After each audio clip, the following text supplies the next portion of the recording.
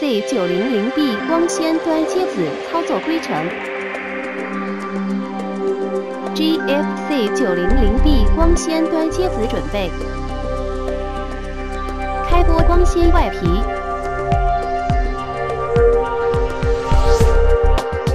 根据光纤直径穿入尾套。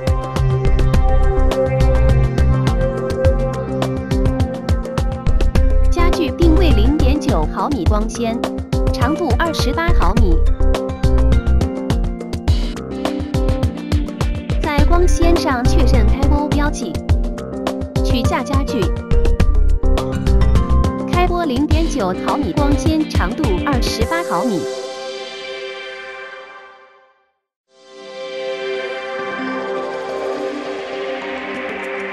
铝直并检验光纤是否受损。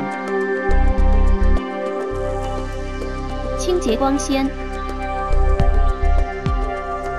把光纤放在家具上，注意标尺位置。压上压盖。放入切割刀槽位。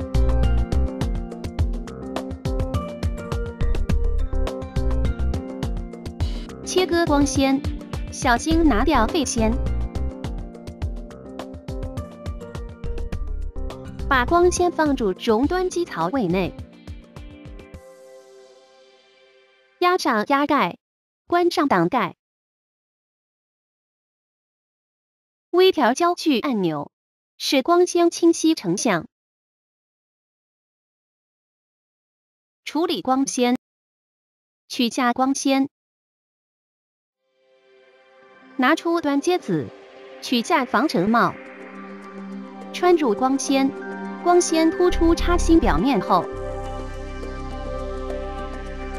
把防尘帽从小端带上的同时取下钥匙，推上推管，固定0.9毫米光纤，拉至凯夫拉，使0.9毫米光纤微弯，旋紧螺纹尾套1到2圈。剪掉多余凯夫拉。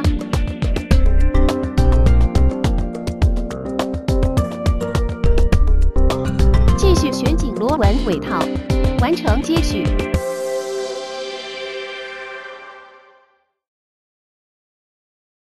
GFC900B 光纤端接子开启操作规程。